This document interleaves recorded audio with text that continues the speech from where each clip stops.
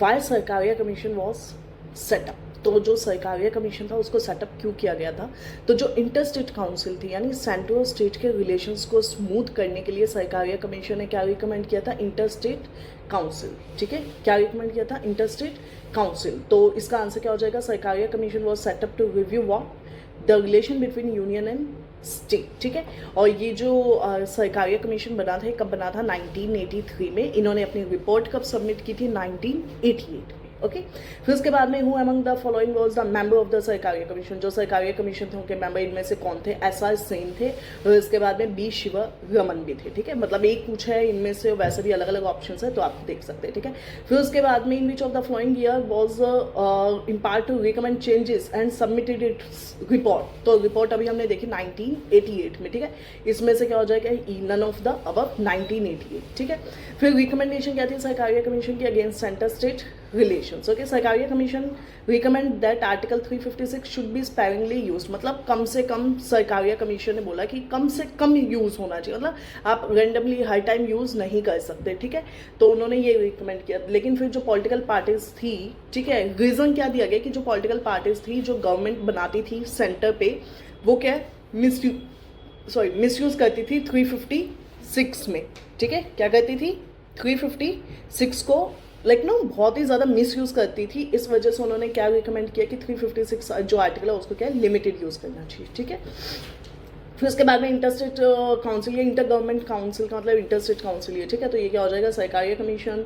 Again इसका भी Sarkaria commission. ठीक है, not related to union state. कौन से रिलेटेड नहीं है? इंद्रजीत गुप्ता। इंद्रजीत गुप्ता जो है वो एक्चुअली में इलेक्टोरल रिफॉर्म्स वो लाए थे। ठीक है, तो उनका इससे खास रिलेशन नहीं है। इंद्रजीत गुप्ता क्या हो जाएगा? इसका करेक्ट आंसर हो जाएगा। ठीक है, फिर उसके बाद में given below are two statement, one labelled as assertion and then आपका आ जाता है क्या? रीजनिंग। ठीक है, क्वेश्चन नंबर 37 में क्या? एक असर्शन है और एक रीजनिंग दी गई। ठीक है, तो एग्जीक्यूटिव पावर जो होती है स्टेट की, exercise to ensure the compliance of the law of parliament and law of the state. मतलब लॉ जो है अप्लाई किए जाते हैं स्टेट में। तो जो स्टेट की पावर होती है वो इस हिसाब से होती है कि जो सेंटर के लॉज है और जो स्टेट के लॉज है वो बने गए। ठीक है, रीजन क्या? The government of India can give necessary action to the state by using its executive powers. ठीक है, तो ये दोनों क्या हो जाएंगी? करेक्ट हो जाएगी। And growing demand for review of centre state relationship, क्योंकि जो स्टेट है उनके पास एडिकेट रिसोर्सेज नहीं है, तो ये भी स्टेटमेंट है, दोनों सही है, एक दूसरे का एक्सप्लेनेशन भी सही है। ठीक है, फिर उसके बाद में फाइनेंशियल रिलेशन किससे आते हैं? तो पार्ट नंबर 12। देखिए पार्ट बहुत इंपॉर्टेंट होते हैं, तो थोड़ा सा पार्ट्स को आप पढ़ते हुए, जैसे पार्ट 10 किससे? शेड्यूल एरियाज, ट्राइबल एरियाज से। ठीक है, 11 किससे हो जाता है? यूनियन एंड स्टेट के रिलेशन से। 12 में क्या है? Finance and property, and then 13 में क्या आ जाता है? ट्रेड। आप ऐसे ही याद कर सकते हैं कि पहले तो यूनियन और स्टेट रिलेशन बनाएंगे 11 से, फिर 12 में प्रॉपर्टी की बात करेंगे, और फिर जब प्रॉपर्टी मिल जाएगी तो वो अपना क्या है? ट्रेड करने लग जाएंगे। ठीक है, उसके बाद में फाइनेंशियल रिलेशन जो है वो कौन से है? 268 से लेके 281 तक। ठीक है, और उसके बाद कुछ जीएसटी आने के बाद टैक्सेस भी कम हो गए हैं। ओके, तो एक क्वेश्चन नंबर 49 देखिए, मेन एजेंसी कौन सी है फिजिकल डिस्प्यूट को रिजोल्व करने के लिए? सेंट्रल और स्टेट के जो फिजिकल डिस्प्यूट है उसको सॉल्व करने के लिए जो फाइनेंशियल एजेंसी है वो कौन सी है? ठीक है, फिजिकल एजेंसी, तो वो कौन सी हो जाएगी? Supreme court. डिस्क्रिशनरी ग्रांट किस में आती है? हमने डिस्कस किया था 282 में। कौन सा ग्रांट आता है? Discretionary grant. ठीक है, under which of the following taxes the total amount payable by an individual is limited by the constitution. की लिमिटेड है तो वो कौन सा? Tax on profession, trade and calling. So उसके बाद में ये कुछ जो क्वेश्चंस है, अब ये थोड़ा सा रेलेवेंट नहीं है इतने ज़्यादा, तो इसको हम थोड़ा सा स्किप कर सकते हैं। ठीक है, अब आ गया एमरजेंसी। एमरजेंसी के हम थोड़े थोड़े ब्रॉड पॉइंट्स देखें तो एक तो आर्टिकल कौन सा पता होना चाहिए आपको? 352, एक 356 वाला, और एक 365, एक 356, और उसके बाद में 360। ठीक है, 360 किसका है? फाइनेंशियल इमरजेंसी का। क्या आज तक फाइनेंशियल इमरजेंसी लगी है? नहीं, आज तक एक बार भी 360 जो आर्टिकल है वो यूज में नहीं है। ठीक है, कौन सा आर्टिकल के तहत इंडियन गवर्नमेंट जो है वो स्टेट को एग्रेशन से बचाती है, मतलब एक्सटर्नल एग्रेशन से? तो वो क्या हो जाएगा? 355। यहाँ पे इन्होंने 352 समझा दिया, 355, 56 और 360 कौन सा हो जाएगा आपका? Financial emergency. ठीक है, it shall be duty of union to protect every state against aggression. ठीक है, तो ये कौन सी ड्यूटी से आएगा? 355 से। अभी हमने ऊपर भी ये आर्टिकल देखा था 355। ठीक है, नेशनल इमरजेंसी जो है वो डिक्लेयर होती है 352 से। कितने टाइप की इमरजेंसीज है वो हमारे कॉन्स्टिट्यूशन में दी गई है? 3 में कौन कौन सी हो जाएगी? सबसे पहले आपकी हो जाएगी कौन सी? नेशनल।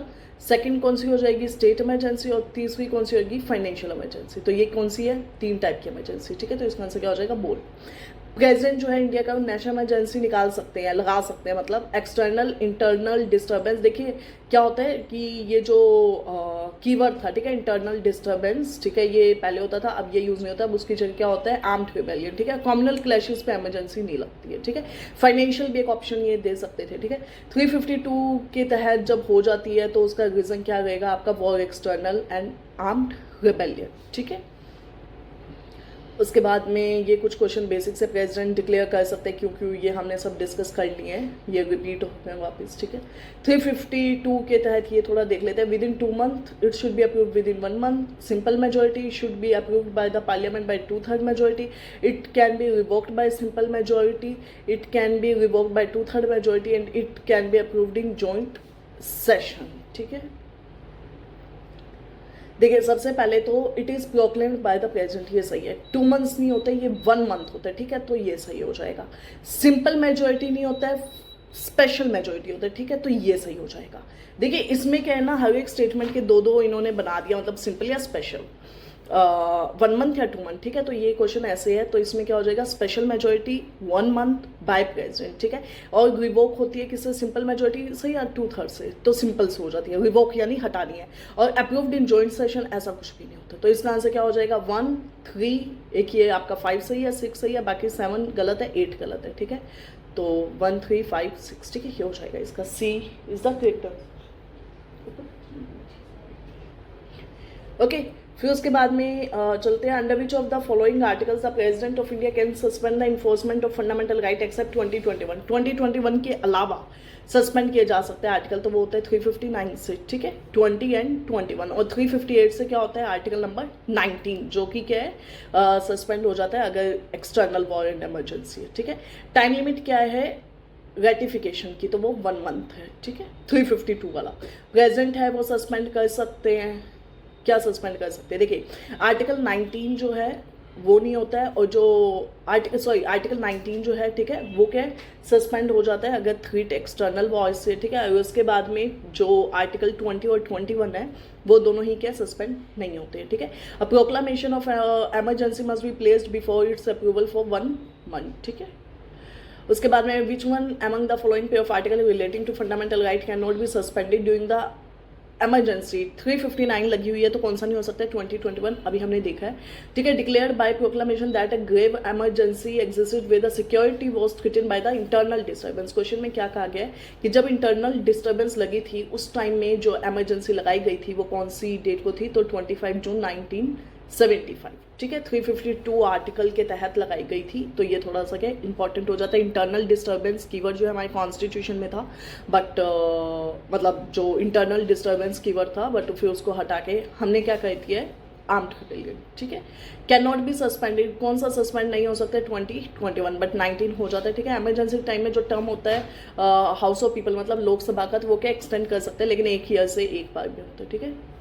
फेडरल इन नेचर है एग्जैक्टली, लेकिन 352 के अंदर कॉन्स्टिट्यूशनल फेलियर के लिए नेशनल इमरजेंसी के, तो सेकंड बिल्कुल ही गलत हो गया, फर्स्ट बिल्कुल सही हो गया, तो ये क्या हो जाएगा, हाँ सी हो जाएगा, ठीक है।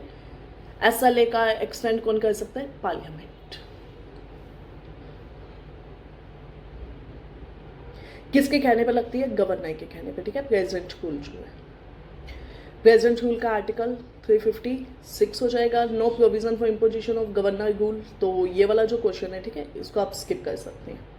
उसके बाद में ये क्वेश्चन थोड़ा सा इंपॉर्टेंट है, ये हम देख लेते हैं। Which of the following are not necessarily the consequence of the proclamation of president's rule in a state. Dissolution of the SLA, removal of council of minister in the state, dissolution of the local body.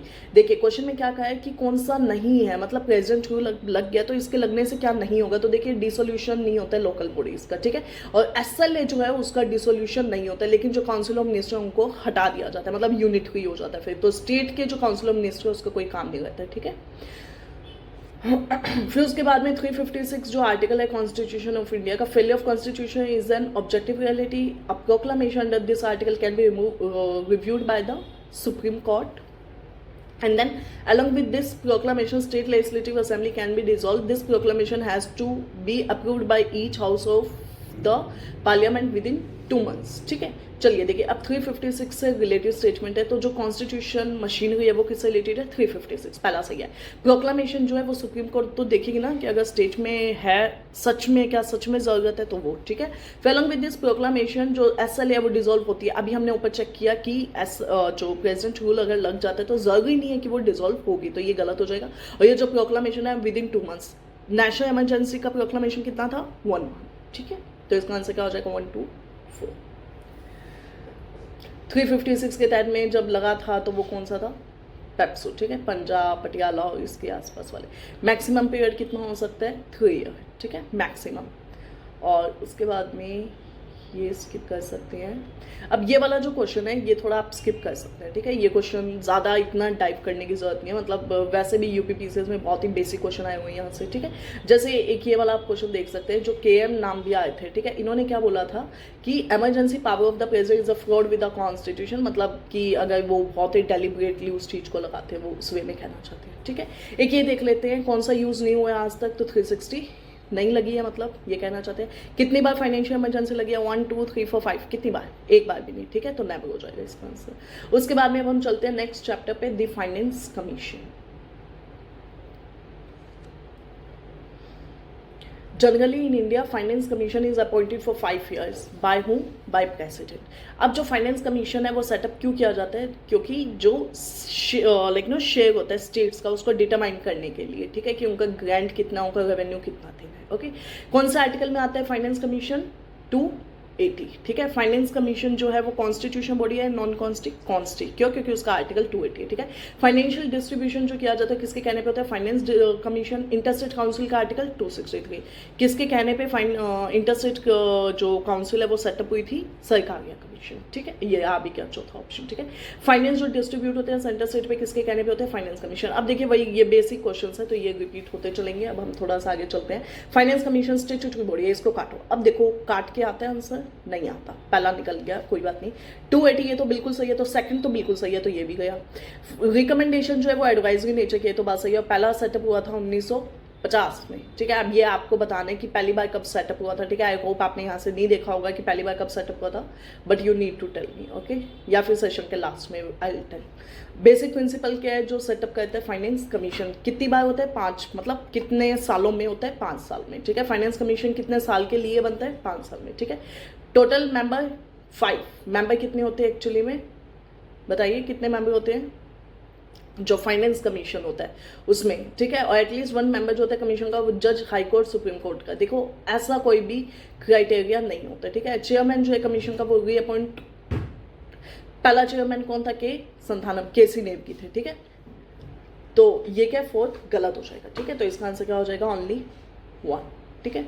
उसके बाद में ये तो हमने देख ही लिया यहाँ से, ठीक है,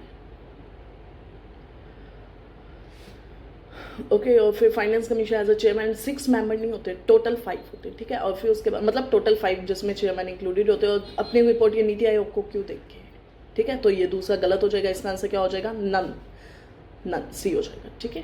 चलिए, मेन फंक्शन क्या होता है फाइनेंस कमीशन का, पैसे, सेंटर, टैक्सेस, रेवेन्यू प्रोसीड्स को डिस्ट्रीब्यूट करना, ठीक है। और फिर उसके बाद में किस लिए कंसर्न होते हैं, तो प्रिंसिपल गवर्निंग गारंटी नेट बिल्कुल सही है, नेट प्रोसीड जो अभी मैंने आपको बताया था, तो ये दोनों सही हो जाएंगे, ठीक है। आंसर क्या हो जाएगा, बोथ, मतलब ओके, डी। आपको ना ये भी ध्यान रखना है, मतलब दिमाग में एक हमारे सेटअप कहते हैं कि सी का मतलब होता है बोथ और डी का मतलब होता है नीदर, लेकिन अब यहाँ पे उल्टा हो गया, ठीक है। तो आपको बोथ से ध्यान रखना है कि बोथ वाला ऑप्शन होना चाहिए, नीदर वाला नहीं। फाइनेंस कमीशन को लेके कौन सा सही है, इट एनकरेजेस द इनफ्लो। देखो फॉरेन कैपिटल और फाइनेंस कमीशन का आपस में क्या कोई लेना देना नहीं है, प्रॉपर डिस्ट्रीब्यूशन करवाता है ये PSUs के साथ। अगेन ये रेवेन्यू प्रोसीड और शेयर टैक्सेस का ध्यान रखता है, ठीक है। ट्रांसपेरेंसी लाता है फाइनेंशियल एडमिनिस्ट्रेशन में, वो इसका काम नहीं है कि वो फाइनेंशियल ट्रांसपेरेंसी लाए, ठीक है। तो इसका आंसर क्या हो जाएगा, डी। कितने फाइनेंस कमीशन जो हैं वो आज तक हो चुके हैं, लगभग अब जैसे 15 एंड देन 16, ठीक है। फेडरल फाइनेंस कमीशन जो है इंडिया में वो किससे रिलेट करता है, फाइनेंस सेंटर स्टेट के अंदर डिस्ट्रीब्यूट करने से, ठीक है। हु रिकमेंड ये हो गया है 13th, अब आपको ध्यान नहीं देना, ठीक है। ये पहले के पूछे हुए हैं तो इनको आप स्किप कर सकते हैं, ठीक है। फाइनेंस कमीशन में एक चेयरमैन होते हैं और बाकी कौन होते हैं, 4 अलग अलग मेंबर्स होते हैं, ठीक है। अबाउट स्टेट का, तो informal body, constitutional body, administrative, constitutional, ठीक है। आर्टिकल क्या होता है 243 आई एंड वाई, ठीक है। यहाँ पे खाली आई दे रखा है, वाई भी होता है। वाई बस म्यूनसिपलिटी का होता है, बट होता तो है, ठीक है। उसके बाद में लेड रिपोर्ट किसके आगे रखी जाती है, प्रेसिडेंट, जो कि वहाँ पे था ना नीति आयोग के आगे, वो गलत हो जाएगा, ठीक है। स्टेट का फाइनेंस कमीशन जो है कॉन्स्टिट्यूशन बॉडी है, बिल्कुल सही है। Union finance commission can not recommend financial assistant to the panchayat, ठीक है। तो इसका क्या हो जाएगा आंसर सी, रिकमेंड तो कर भी सकते हैं, ठीक है। उसके बाद में 243 आई, फिर with in 1 year of the commencement, ये इन्होंने आर्टिकल दे दिया और अमेंडमेंट बता दिया। 5th ईयर में सेटअप किया जाता है और गवर्नर एंड देन आपका क्या आ जाएगा पंचायत। और फिर स्टेट फाइनेंस कमीशन क्या है, कॉन्स्टिट्यूशनल बॉडी है और बस, ठीक है। तो यूनियन फाइनेंस कमीशन, और ये हो गया आपका। चलिए अब चलते हैं हम नेक्स्ट चैप्टर पे, प्लानिंग कमीशन है नीति आयोग। तो उसमें थोड़ा हम यहाँ पे ही देख लेते हैं। सबसे पहले तो एक बार नीति आयोग की फुल फॉर्म पूछी हुई है, ठीक है। तो national institution for transforming India, मतलब ये थोड़ा सा इंपॉर्टेंट है, मतलब पता ही है लेकिन फिर भी, ठीक है। कॉन्स्टिट्यूशन बॉडी भी नहीं है और स्टेचुटरी बॉडी भी नहीं है, ठीक है। केसी नेवगी हो गए, और फिर उसके बाद में गुलजारीलाल नंदा और नीति आयोग, ये थोड़ा इंपॉर्टेंट है, ठीक है। फिर BVR और ये बस देख लेना। एबॉलिश किसने एबॉलिश किया था, नरेंद्र मोदी जी ने, ठीक है। उसके बाद में नीति आयोग कब आया था, तो 1 जनवरी 2015। वाइस चेयरमैन नीति आयोग का कौन अपॉइंट करता है, प्राइम मिनिस्टर, ठीक है। वाइस चेयरमैन कौन थे सबसे पहले वाले, अरविंद पनगड़िया। प्लानिंग कमीशन कब हुआ था, सेटअप, ठीक है, मतलब इस्टेब्लिश कब हुआ था प्लानिंग कमीशन। और नीति आयोग अभी देखा हमने 2015 1 जनवरी वाला, और प्लानिंग कमीशन का 15 मार्च 1950, ठीक है। कौन सी कॉन्स्टिट्यूशनल बॉडी नहीं है, बहुत ही ईजी है, ये 280 वाला हो जाएगा, ये 312 के तहत आ जाएंगे, तो आपका प्लानिंग कमीशन क्या हो जाएगा, करेक्ट आंसर हो जाएगा, ठीक है। प्लानिंग कमीशन स्टैब्लिश कैसे हुआ था, एक स्पेशल रेजोल्यूशन पास हुआ था, मतलब यूनियन कैबिनेट का resolution. Not a constitutional body, कौन सी नहीं है, तो प्लानिंग नहीं है। इलेक्शन कमीशन का आर्टिकल क्या है 324, अगर आपको आर्टिकल याद है तो आपको पता लग जाएगा, ठीक है। तो ये बेसिक से क्वेश्चन है, ये आप सॉल्व कर लेंगे, ओके। इसको हम ज़्यादा क्या डिस्कस करेंगे, ठीक है। उसके बाद में चेयरमैन, जो प्लानिंग कमीशन के चेयरमैन होते हैं वो कौन होते हैं, प्राइम मिनिस्टर, ठीक है। डेप्टी चेयरमैन प्लानिंग कमीशन के जो इक्विवेलेंट किसके होते हैं, कैबिनेट मिनिस्टर, ठीक है। मर्जर किसने बताया था कि जो फाइनेंस कमीशन और प्लानिंग कमीशन का मर्जर हो जाना चाहिए, MV माथुर। और ये क्वेश्चन जो है जैसे NDC वाला हो गया, इसकी भी डेट 6 अगस्त 1952, ये थोड़ी पता होनी चाहिए आपको, ठीक है। प्राइम मिनिस्टर जो चेयरमैन होते हैं प्लानिंग कमीशन के, planning commission highest decision making है। Secretary of the planning commission is also the secretary of NDC। और उसके बाद में NDC जो है प्रिसाइडेड ओवर द, तो ये दोनों तो सही है, ये तो अभी हमने पढ़ी है, ठीक है। प्लानिंग कमीशन जो है वो highest decision, like no highest body नहीं होता, ठीक है, NDC होता है हाईएस्ट बॉडी। कंस्टिट्यूट करता है नेशनल डेवलपमेंट काउंसिल, NDC, तो उसमें आपका प्राइम मिनिस्टर आता है। फाइनेंस कमीशन नहीं होता है इसमें, ठीक है। और फिर यूनियन कैबिनेट वाले हो CM, ओके। तो ये हो गया है। नेशनल डेवलपमेंट काउंसिल का काम क्या होता है, जो 5 ईयर प्लान है ना उनको लाइक अप्रूव करना, पास करना, उसको पढ़ना, ठीक है।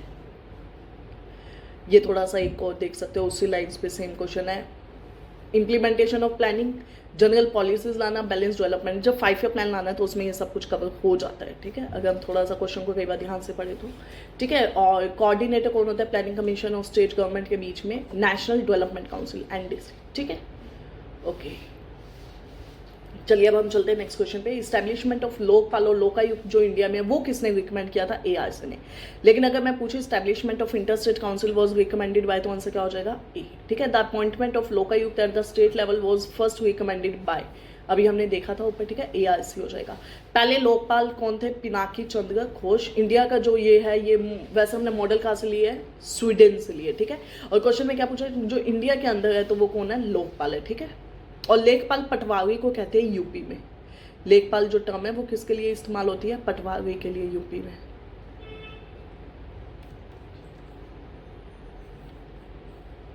ठीक है। चलिए उसके बाद में विच of the following commission committee has recommended the creation of, अब ये हमने देख लिया, ठीक है। तो अब हम थोड़ा सा आगे चलते हैं। तो जो पहले के थे वो कौन थे, मोरारजी देसाई, ठीक है। उसके बाद में ऑफिस ऑफ लोकायुक्त पहली बार कहाँ पे स्टैब्लिश हुआ था, महाराष्ट्र में। पहली बार बिल कौन लाया था, उड़ीसा में, ठीक है। और फिर राजस्थान में जाके, तो पहला लोकपाल का जो बिल आता है वो कब आता है, 1968 में, ठीक है। और इस बिल को अगर आप नहीं भी, मतलब इसको नहीं पढ़ेंगे तो इतना इंपॉर्टेंट नहीं है। पहला लोकायुक्त कहाँ पे आया था, अगेन अभी हमने देखा महाराष्ट्र। बिल लाने वाला पहला कौन था, उड़ीसा, मतलब बिल उड़ीसा लाया, बन महाराष्ट्र का क्या, ठीक है। ये सेम ही क्वेश्चन रिपीट हो गया। जो अपनी रिपोर्ट है वो किसको देते हैं? गवर्नर को देते हैं, ठीक है। लोकायुक्त का टाइम पीरियड कितना है? 8 साल। यूपी में ज़्यादा है 8 साल, ठीक है। First Indian state to pass the Lokayukta bill pass करने वाला उत्तराखंड। 2011 में पूछा है, ठीक है। बट वैसे जो बिल है वो उड़ीसा लाया था, मतलब कि ऐसा कुछ होना चाहिए, ठीक है। वोहरा कमेटी जो थी वो किससे रिलेटेड थी? पॉलिटिशियन एंड क्रिमिनल्स के लिए। और प्रकाश कमेटी है पुलिस रिफॉर्म्स के लिए, ठीक है। और नेक्सस ऑफ पॉलिटिशियन वही अभी वोहरा कमेटी हमने पीछे देखा था, ठीक है। फिर जो इंडियन पुलिस सर्विसेज जो एडमिनिस्ट्रेटिव है कि इनको ख़त्म कर देना चाहिए, तो राज मन्ना आए थे, ओके। एक ये क्वेश्चन ये यूपीएससी में आया हुआ है, ठीक है। इस क्वेश्चन के अंदर क्या कहा गया कि जो यूनिवर्सल डिक्लेरेशन होता है ह्यूमन राइट का, तो उसके अंदर कौन कौन से रिफ्लेक्ट करते हैं आइडल्स फंडामेंटल राइट के, ठीक है। तो प्रेम्बल, डीपीएसपी और फंडामेंटल ड्यूटी सभी।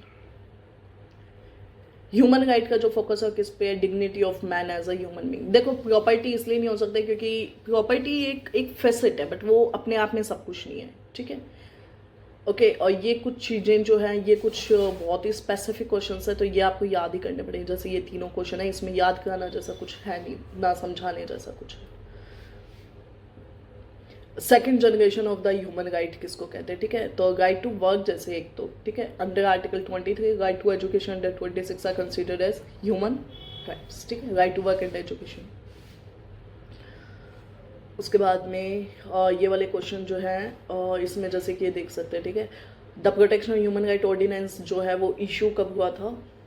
1993 में, आर्टिकल 123, मतलब ऑर्डिनेंस के रूप में, ओके। और जो ये ह्यूमन राइट वाला है ये थोड़ा स्पेसिफिक है, तो इसको आप छोड़ सकते हैं इस पार्ट को। ये MPPCS के सिलेबस में अलग से मेंशन है, तो वहाँ पे कुछ ज़्यादा ये आता है ये, ठीक है। और उसके बाद में नेशनल ह्यूमन राइट कमीशन आप थोड़ा देख सकते हैं कि एक तो स्टेचुटरी बॉडी है, कब बनी? 1993 से। और जो ह्यूमन राइट का कॉन्सेप्ट है ना, कहाँ से लिया गया? पेरिस प्रिंसिपल्स से, ठीक है। कहाँ से? पेरिस प्रिंसिपल्स से। तो इसलिए इंपॉर्टेंट हो जाता है। फिर चेयरमैन जो है वो रिटायर्ड CJ ऑफ इंडिया होने चाहिए या जज होने चाहिए सुप्रीम कोर्ट के, और एक्स ऑफिशियो है, बाकी लो मेंबर नहीं होते इसमें, ठीक है। और NHRC जो इंडिया का, आप ये देख लेते हैं, इसके जो चेयरमैन है, मतलब ये वाला जो क्वेश्चन है, अब जैसे रिकमेंडेड के हम थोड़े स्टेटमेंट देख लेते हैं इसके, ठीक है। जैसे ये तो बिल्कुल सही बात है, ठीक है। और फॉर्मेशन है वो हर स्टेट में, मतलब है लेकिन हर स्टेट में थोड़ा सा मुश्किल हो जाता है, ठीक है। ह्यूमन राइट कमीशन 1993 में बना था, अपॉइंट किसे? प्रेसिडेंट से। प्रोटेक्शन का जो एक्ट था 2019, ठीक है, उसके तहत NHRC के अब कौन हो सकते हैं? चीफ जस्टिस भी हो सकते हैं, बाकी सुप्रीम कोर्ट के जज भी हो सकते हैं, ठीक है। और उसके बाद में क्या है कि एक मेंबर इसमें विमेन होनी चाहिए, और बाकी रिकमेंडेड के, जैसा भी हमने स्टेटमेंट में देखा था। और जो state human right commission constitute but they are not part of the NHRC, ठीक है। स्टेट्स में है बट वो पार्ट नहीं है उसका, लेकिन हर स्टेट का इतना अच्छे से इन्फोर्स्ड भी नहीं है, ठीक है। NHRC जो है वो फॉर्मर CJ होने चाहिए, गलत। जो NHRC उनका 5 सत्ता है, ठीक है। तो ये क्या हो जाएगा? गलत हो जाएगा। फिर उसके बाद में नेक्स्ट क्वेश्चन के अंदर क्या है कि NHRC 1993 Among Us the can be chairman, कौन इसके चेयरमैन हो सकते हैं? अभी हमने देखे रिटायर, ठीक है। और बाकी जो इनका टाइम पीरियड होता है वो क्या होता है? इधर 5 सत्ता दिया, ये गलत हो जाएगा, 370, ठीक है। 3 सत्ता होता है, इसको आप कैसे भी याद रखें, इंपॉर्टेंट है, ठीक है। उसके बाद में चेयरमैन एंड द SHRC के कौन अपॉइंट करते हैं? गवर्नर अपॉइंट करते हैं, ठीक है, ये इंपॉर्टेंट है। उसके बाद में ये थोड़े से ये देख लेते हैं, ठीक है। ये वही अभी हमने देख लिया सची, तो ये हो गया। और which one of the following is not the function? SHRC का फंक्शन कौन सा नहीं है? देखिए एक तो ये क्या है, प्रिजन में जैसे जा सकते हैं बट वहाँ पे लाइक नो मॉनेटरी कंपनसेशन वगैरह ये नहीं दे सकते, या फिर पनिशमेंट वाला पार्ट भी हो जाता है, वो नहीं होता। स्यो मोटो ये ले सकते हैं, मतलब कोई भी केस में खुद से इन्फोर्स कर सकते हैं, खुद से ये जा सकते हैं, ठीक है। इंक्वायर स्यो मोटो, ओके, ये जेल को विजिट कर सकते हैं, बिल्कुल। रिव्यू द प्रोटेक्शन, बिल्कुल। पनिश नहीं कर सकते, अभी मैंने आपको बताया भी, ठीक है। स्टेट कमीशन जो है अपनी रिपोर्ट किसको देगा? स्टेट गवर्नमेंट को देता है, ओके। और उसके बाद में every member of the commission, state commission and every officer appointed और authorised by the commission state to exercise function under the human right act is to be deemed as the public servant. कौन सी constitutional body नहीं है? तो SHRC, NHRC ये दोनों के constitution body नहीं है, ठीक है। और एक एडवोकेट जो है वो स्पेसिफाई किया जाता है ताकि वो ह्यूमन राइट के केसेस को कंडक्ट कर सके, तो उनकी प्रैक्टिस कितने सालों की तो एटलीस्ट होनी चाहिए, 7 ईयर्स की, ठीक है। मतलब 7 साल से कम की प्रैक्टिस वाले नहीं आ सकते। ओके, अब ये वहाँ का जो जैसे एमपी के अंदर क्या है ना, वहाँ पे ये सेक्शन 175 जो ऑफेंसेस का एक एक्ट है, तो उसके भी स्पेसिफिक क्वेश्चंस होंगे, उसको आप छोड़ सकते हैं, ठीक है। और ये वाला जैसे क्वेश्चन है, ये थोड़ा सा इंपॉर्टेंट भी हो जाता है। इंटरस्टेट काउंसिल 263, एनडीसी क्या है, अगेन हमने देखा था, मतलब नॉन कॉन्स्टी विजिलेंस कमीशन संथानम वाला हो गया, और NHRC 1993 पेरिस प्रिंसिपल्स वाला हो गया, ठीक है। सीसी जो आपका होता है, CPCB होता है, इसका चेयरमैन कौन होता है, तो इसके जो चेयरमैन होते हैं उसके अंदर आप एक चीज़ ध्यान रखते हैं, एक तो जो CPCB है ना, ये स्टेट्यूटरी है, ठीक है, तो स्टेट्यूटरी बॉडी है, ये इंपॉर्टेंट है यहाँ पे। और फिर फर्स्ट लॉ कमीशन, ये आप छोड़ सकते हैं। स्वर्ण सिंह जो कमेटी थी, ठीक है, वो DPSP और फंडामेंटल राइट को भी डिस्कस करने वाली थी, और फंडामेंटल ड्यूटीज भी उन्होंने सजेस्ट, ये अभी हमने देखा, ये विजिलेंस कमीशन का संथानम हो जाएगा, ठीक है। और CVC फिर वापस आ गया, तो ये के संथानम मेन एजेंसी है किसके लिए, करप्शन के लिए। बाकी इम्पॉर्टेंट, पहले ये ना कॉन्स्टिट्यूट ना स्टेट्यूटरी थी, ठीक है। मंडल कमीशन जो है वो किसके लिए था, मतलब किसने सेटअप किया था, मोरारजी देसाई ने किया था, ठीक है। और ये किस लिए था, बैकवर्ड कमीशन, जो आपका OBC वाला आर्टिकल नंबर 16 के अंदर जो डिस्कशन होता है, वो कौन सा आर्टिकल है, CVC का। देखिए कितना बढ़िया क्वेश्चन है, ना ये है ना ये है, ये भी नहीं होगा, नन ऑफ द अबव, क्यों, क्योंकि हमने अभी देखा ही है। और CVC किसने रिकमेंड किया था, संथान, ठीक है। देखिए कई चीज़ें इतनी बार डिस्कस हो चुकी है, तो आई होप अब आप गलत नहीं करेंगे कुछ भी, ठीक है। ये क्वेश्चन हमने ऑलरेडी बहुत डिस्कस कर लिए हैं। कॉन्स्टिट्यूशनल है ये, UPSC सबमिट अपनी रिपोर्ट किसको देगा, प्रेसिडेंट को देगा, ठीक है। और कौन सा आर्टिकल में पब्लिक सर्विस कमीशन है, 315 से 323, ठीक है। और जो आपका ऑल इंडिया फेडरेशन आ जाता है, और फिर उसके बाद में 312 हो गया, 352, 356, 360 हमने किया, सभी आर्टिकल डिस्कस कर लिए, ठीक है। JPSC जो है, ठीक है, 2 और मोर स्टेट के लिए इस्टेब्लिश किया जा सकता है, कैसे, जब पार्लियामेंट है वो रिक्वेस्ट करती है स्टेट्स को, ठीक है। कौन अपॉइंट करता है member of state public service commission को, governor. The chairman of a joint public service commission for 2 or more state is appointed by President of India. Chairperson and member of the state public service commission are appointed by governor. ये सब repeat हो गए, ठीक है। जो SPSC के member है, ठीक है, उनका रिमूव कैसे किया जा सकता है, प्रेसिडेंट कर सकता है, बट इंक्वायरी कंडक्ट होती है सुप्रीम कोर्ट से। ओके, ये राजस्थान के अंदर के पॉइंटर्स आ जाएंगे इसमें, जैसे ये तो आप देख सकते हैं, मतलब स्पेसिफिक में क्या होता है ना, क्योंकि जैसे राजस्थान के अंदर वो जो उनका वो होगा, मतलब जैसे जो कमीशन होते हैं, ठीक है, जैसे NHRC SHRC है, तो राजस्थान के अंदर टाइम पीरियड अलग हो सकता है कभी कभी, ठीक है। या फिर कई बार क्या होता है, लोकायुक्त का जैसे 8 साल देखा, ठीक है। और क्या हो सकता है, इनका जो रिपोर्ट देने का तरीका वो थोड़ा कई बार अलग हो जाता है, चेंज हो जाता है, ठीक है। तो इसलिए ये थोड़ा सा, या जैसे फर्स्ट कौन थे, लास्ट कौन थे, सबसे लंबे कौन गए, सबसे कम समय के लिए कौन गए, तो ये चीज़ें थोड़ी स्टेट स्पेसिफिक होती है, इसलिए ये आप थोड़ा अपने हिसाब से अलग अलग तरीके से देख लेना, ठीक है। अब अपॉइंटमेंट है, जो राजस्थान के पब्लिक सर्विस कमीशन का जो अपॉइंटमेंट है वो कौन करते हैं, तो अपॉइंटमेंट किसके हाथों होते हैं, गवर्नर, ठीक है। रिमूवल प्रेसिडेंट के हाथों होते हैं, ठीक है। तो इसमें क्या हो जाएगा, पहला स्टेटमेंट सही, चेयरमैन और any other member of the office shall not be remove from his by order, ठीक है। ये भी क्या है, सही, मतलब ओनली रिमूव किससे होंगे, ठीक है। UPSC can be interested with the function of SPSC with the approval of President of India. Just a minute.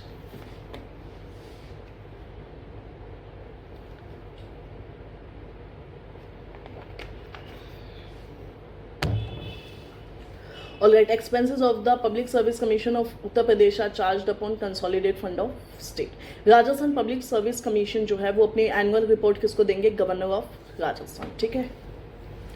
उसके बाद में पब्लिक सर्विस कमीशन जो है वो कौन सी एक्ट से बना था, 1990 में बात हुई थी सर्विसेज की, ठीक है, ये आपने पढ़ा होगा। ओके, अब जैसे मेंबर्स भी क्या अलग अलग होते हैं, ये मैं आपको बताई थी कि हर स्टेट के अपने अपने लाइक नो मेंबर्स होते हैं, 4 होते हैं, किसी में 3 होते हैं। जैसे इलेक्शन कमीशन को ही ले लो आप, इलेक्शन कमीशन ऑफ इंडिया कितने मेंबर बॉडी है, 3 मेंबर बॉडी है, मतलब टोटल 3 हो जाते हैं, चेयरमैन और 2। अब राजस्थान के अंदर आप देख लो, एक सिंगल मेंबर बॉडी है election commission, state election commission single member body है, दैट टू चेयरमैन। तो ये चीज़ें अलग अलग हो जाती है, मैं आपको ये समझाना चाहती थी उस टाइम, ठीक है। और तभी मैं थोड़ा स्लो भी चल गई हूँ। जैसे अब ये क्वेश्चन है कि कोई क्वेश्चन मिस ना हो, ठीक है। ब्यूरोक्रेसी का मतलब क्या होता है? देखो ब्यूरोक्रेसी, आप ब्यूरोक्रेट्स बनेंगे तो आप क्या करेंगे? पॉलिसीज बनाएंगे। मतलब आप सीधा सोच के देखो, आपको ज़्यादा इसमें ऐसे प्लस माइनस करने की जरूरत नहीं है, या कॉन्सेप्ट को समझने की भी बहुत ज़्यादा जरूरत नहीं है, सीधी सी चीज़ है, ठीक है। तो with in the scope of parliamentary democracy एक एजेंसी है जो federalism agency for facilitating political stability and economic growth. Economic growth तो अपने आप आ जाएगा, लेकिन उसके लिए आपको पहले पॉलिसीज, पहले कुछ काम करना पड़ेगा, ठीक है। होता कमेटी जो है वो सिविल सर्विसेज के लिए बनाई गई थी। कब बनाई गई थी? 2004, बस ये याद रखना। सिविल सर्विसेज होता कमेटी 2004, ठीक है। अब हम चलते हैं आगे। 371 जो है उसके अंदर क्या प्रोविजंस है, किस किस के लिए? महाराष्ट्र गुजरात के लिए, ये मैंने आपको क्लास में भी करवाया हुआ, ठीक है। तो जे जो है ये किसके लिए? कर्नाटक के लिए, ठीक है। ये ऐसे याद कर लो, जिका। तो जे किसके लिए? कर्नाटक के लिए, ठीक है। डील विद द प्रोविजन, अलग अलग प्रोविजन 371 से डील होते हैं, ठीक है। और in India there is only one constitution for the centre as well as for state. मतलब एक ही है, तभी एलिफेंट साइज है, ठीक है। एक स्टेट है वो एक्सेप्शन है इसके लिए, वो क्या है? जम्मू कश्मीर, वो पहले था, अब नहीं है, ठीक है। और ये बी किसके लिए है? तो ये हो जाएगा आपका असम। तो असम ऑप्शन नहीं दिया हुआ, ओके, हाँ ये, ठीक है। तो असम। उसके बाद में जम्मू कश्मीर का स्पेशल स्टेटस, इसको आप छोड़ दो। 370, ठीक है, ये तो टेम्परेरी और ट्रांजिशनल हो गया। उसके बाद में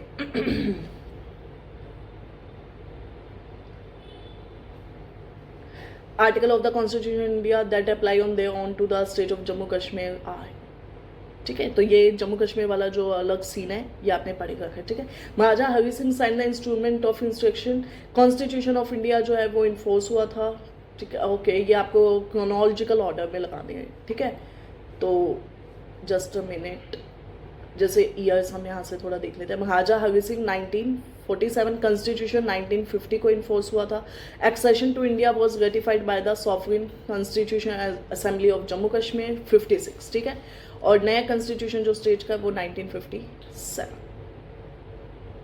इलेक्शन कमीशन इंपॉर्टेंट है। आर्टिकल नंबर इलेक्शन कमीशन का क्या हो जाएगा? 324 से लेके 329, पार्ट 50। मैंने जिस पे ब्लू हाईलाइट किया, आप कितना भी देख लेंगे तो इंपॉर्टेंट हो जाएगा आपका, ठीक है। परमानेंट एंड इंडिपेंडेंट बॉडी, ठीक है। अपॉइंटमेंट किसके थ्रू होता है? प्रेसिडेंट के थ्रू। अगर मान लो 3 मेंबर्स में कोई भी डिस्कशन होता है, तो अगर थोड़ा सा आर्ग्यूमेंट हो जाए कि किस बेसिस पे आना चाहिए, तो मेजॉरिटी के बेसिस पे निकल के आते हैं, ठीक है। 3 मेंबर बॉडी है, मतलब चेयरमैन इंक्लूडेड, फाइन। तो हमने मोटा मोटा देख लिया, अब चलते आगे। इलेक्शन कमीशन का आर्टिकल से स्टार्ट किया। सबसे पहला बेसिक क्वेश्चन, आर्टिकल नंबर 324, किस किस के इलेक्शन करवाती है? स्टेट असेंबलीज के, पार्लियामेंट के, प्रेसिडेंट के और वाइस प्रेसिडेंट के, ठीक है। उसके बाद में which article is related to the election commission of India? 324, ठीक है। एक ये क्वेश्चन देख लेते हैं, क्वेश्चन नंबर 5। जो चीफ इलेक्शन कमिश्नर होते हैं election commission of India is paid a salary equal to salary of जज के सुप्रीम कोर्ट, ठीक है। सीईसी का जो time period 6 year from the date 665, ठीक है। इलेक्शन कमीशन में at any time by writing under his hand address to the CEC resign his office, मतलब रेजिग्नेशन, ठीक है। तो इसका आंसर क्या हो जाएगा आपका? प्रेसिडेंट को रेजिग्नेशन। अपॉइंटमेंट किसके थ्रू? प्रेसिडेंट के थ्रू। जो रिमूवल है यानी उन्हें हटाना है, वो किसके थ्रू? प्रेसिडेंट के थ्रू, ठीक है। तो आपका थर्ड स्टेटमेंट क्या है? गलत हो जाएगा, फर्स्ट सेकंड सही हो जाएगा। तो इसका फाइनल आंसर क्या हो जाएगा? 1 and 2, 1 and option number B, okay. CEC जो है वो अपॉइंट किससे होता है? प्रेसिडेंट से। रिमूवल प्रेसिडेंट से। टाइम पीरियड 665, आर्टिकल 324 से 329 और पार्ट 50, ठीक है। हमने सब एक साथ डिस्कस कर लिया है, ओके। अनइक्वल सैलरीज नहीं होती है। CEC is entitle to the same salary, सही है। CEC shall not be remove from his office except in the manner like the, ठीक है। और जो टर्म होता है 555 एंड 665, देखो यहाँ पे दिया है 5662 और क्या होता है 665, ठीक है। एक ये क्वेश्चन तो रिपीटेड किया ऊपर से, ठीक है। चलिए, टेन्योर क्या होता है? 665। देखिए, प्लेजर ऑफ प्रेसिडेंट पे किस किस का होता है? आपको मुझे कोई भी 2 लोग बताने हैं जिनका टेन्योर है वो प्लेजर पे होता है प्रेसिडेंट के, ठीक है। इक्वल किसके होता है? सुप्रीम कोर्ट के जज। अच्छा, ऑप्शन ही नहीं रखा, मतलब सुप्रीम कोर्ट ऑफ जज, ठीक है। CEC can be removed by president and in the same way as, हाँ ये वाला सीजीआई के साथ कंसल्टेशन जैसा नहीं होता है, ठीक है। Removed by president, power to conduct the election for the parliament state legislature have been given to the independent body, सही है. Power of removal of election is with their executive. देखो statement तो सही है, बट इसका इससे कोई लेना देना नहीं है, ये इसकी रीजनिंग नहीं है, ठीक है. ओके तो ये वाले क्वेश्चन सब हमने डिस्कस कर लिया. मतलब इलेक्शन कमीशन 5 मेंबर बॉडी नहीं है, 3 मेंबर, अभी मैंने इतनी बात बताई, ठीक है. और उसके बाद में क्या है, union home ministry decide the election schedule, no ये गलत हो जाएगा. इलेक्शन कमीशन रिजॉल्व, हाँ ये सही हो जाएगा, ठीक है. तो इसका 3 ओनली हो जाएगा. नॉट कंडक्टेड बाय, ठीक है. तो देखो लोकल बॉडीज की मैंने आपको बताए थे ना, स्टेट इलेक्शन कमीशन कहते हैं, ठीक है. देखिए इसका जो एक्सप्लेनेशन है वो थोड़ा आप डेप्थ में अपने हिसाब से पढ़ लेना, ओके. डिस्क्वालिफिकेशन से कौन सा रिलेटेड है, प्रेसिडेंट और इलेक्शन कमीशन. अगर बात आए मेंबर ऑफ स्टेट लेजिस्लेचर तो governor in consultation with election commission, ठीक.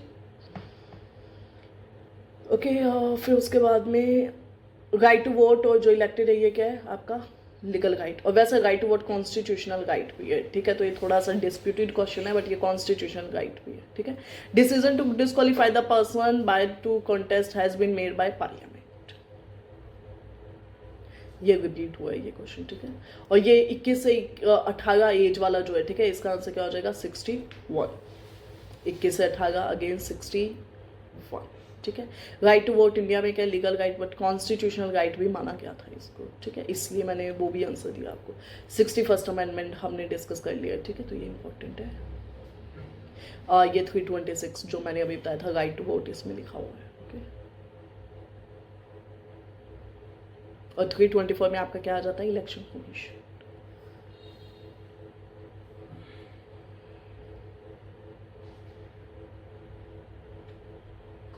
दिनेश गोस्वामी कमेटी जो है वो किससे है, इलेक्टोरल रिफॉर्म्स और रिप्रेजेंटेशन ऑफ पीपल एक्ट. ये वापस आ गया दिनेश गोस्वामी. इंद्रजीत गुप्ता भी इसी से, ठीक है. एक डिलिमिटेशन कमीशन हम देख लेते हैं. डिलिमिटेशन कमीशन के जो ऑर्डर है कहीं पे भी चैलेंज नहीं हो सकते, ये बात बिल्कुल सही है, ठीक है. और जो डिलिमिटेशन कमीशन के सिर्फ इन 2 जगह रख सकते हैं, तो कोई मॉडिफिकेशन भी नहीं हो सकता है. दोनों बातें सही हैं, ठीक है. और डिलिमिटेशन कमीशन जो है वो मतलब जो चैलेंज नहीं हो सकते हैं, और अभी तक 5 बार बन चुके हैं, तो ये आपको थोड़ा पता होना चाहिए, ठीक है. ओके. और ये शायद 2019 में भी एक बार क्वेश्चन आया था, तब 4 बने थे. तो आप ये याद रखना, मतलब ये कंफ्यूज मत होना, क्योंकि लेटेस्ट 2020 में बने. सुकुमार सेन जो थे वो फर्स्ट इलेक्शन कमिश्नर थे, बिल्कुल सही है. रमा देवी पहली वीमेन कमिश्नर थे, बिल्कुल सही है. दोनों सही है, ठीक है. वीवीपैट पे क्वेश्चन है, तो एक M3 वर्जन है, ठीक है. वो क्या है, मतलब जैसे आईफोन के वर्जन होते हैं वैसे ये है. इसमें आपको ज़्यादा ज़रूरी नहीं है जानना, बट ठीक है. उसमें थोड़ा क्या टेम्पर डिटेक्शन, मतलब किसी ने टिकट्स हैं वो टेम्पर करने की कोशिश की है, उसमें चीज़ें डिटेल में निकल के आ जाती है, ठीक है. फर्स्ट वीमेन कौन थी अभी हमने देखी, रमा देवी. और फर्स्ट वैसे कौन थे, सुकुमार सिंह. नेशनल वोटर्स डे कब होता है, 25 जनवरी, ठीक है. ऐसे याद कर लो, अगले दिन रिपब्लिक डे होता है, उससे पहले दिन वोटिंग डे होता है. तो आपने वोट किया तभी अगले दिन आपको गणतंत्र मिल पाया, मतलब, ठीक है, भारत गणतंत्र हो पाया.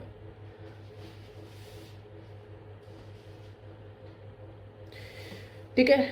ये वाला क्वेश्चन देख लेते हैं. Question number 1 political parties topic है, ठीक है. चलिए, representation of people act 1951 provide करता है रजिस्ट्रेशन ऑफ पॉलिटिकल पार्टी, बिल्कुल सही है. Registration carried by election commission, ठीक है. नेशनल लेवल पॉलिटिकल पार्टी वो है जो फॉर मोर स्टेट्स में इसका क्राइटेरिया होते हैं, ठीक है, वो याद होने चाहिए आपको. बाकी 6 नेशनल और 48 के स्टेट लेवल की पार्टीज थी 1999 के, तो ये ऑल हो जाएगा इसका, ओके. कौन इम्पावर्ड होता है, इवन सिंबल देने के लिए भी आपका इलेक्शन कमीशन इम्पावर्ड होता है, ठीक है. पॉलिटिकल पार्टी को रिकॉग्नाइज कौन करता है, इलेक्शन कमीशन. ऑप्शन है ना, ये है इलेक्शन कमीशन, ठीक है. अगर उसके कितने स्टेट्स में, अभी हमने देखा 4 स्टेट्स में, ठीक है. रिकॉग्नाइज और रिकॉग्नाइज्ड रजिस्टर्ड वो सबके इलेक्शन कमीशन. अगर वो 4 स्टेट में ले लेती है, ठीक है. और कई क्राइटेरियाज होते हैं इसके. ये क्राइटेरियाज वाले क्वेश्चन है, तो इसको आप एक बार पढ़ लेना, ठीक है. वर्ड है नेशनल INC में, वो किससे इन्फ्लुएंस हुआ था, जो ब्रिटिश रूल के अगेंस्ट में, कि हम इंडिया है, हम लाइक नो नेशनलिस्ट हैं, और नेशनलिस्ट वाली फीलिंग आ गई थी, तो इस वजह से उसको रिप्रेजेंट करते हैं, ठीक. भारतीय जनता पार्टी के बाद में फर्स्ट प्रेसिडेंट AB वाजपेयी, ठीक है. उसके फर्स्ट प्रेसिडेंट कौन थे, AB Vajpayee. Independent labour party के थे, ये मॉडर्न हिस्ट्री का भी ये क्वेश्चन है। अच्छा, भीमराव अंबेडकर, ठीक है, भीमराव अंबेडकर किस किस के थे, तो इन दोनों के थे, ठीक। कौन सी नेशनल पॉलिटिकल पार्टी नहीं है, तेलुगु देशम नहीं है, मतलब एक स्टेट पार्टी हो जाएगी ना, जैसे रीजनल पार्टीज होती है। ये फैक्चुअल क्वेश्चंस हैं, इनको आप खुद से देख लेना, ठीक है, तो इसमें हम ज़्यादा टाइम नहीं लगाएंगे, मतलब ये फैक्ट है, फैक्ट को तो क्या ही डिस्कस करना, कोई चीज़ समझने वाली हो तो एक लॉजिक भी है, ठीक है।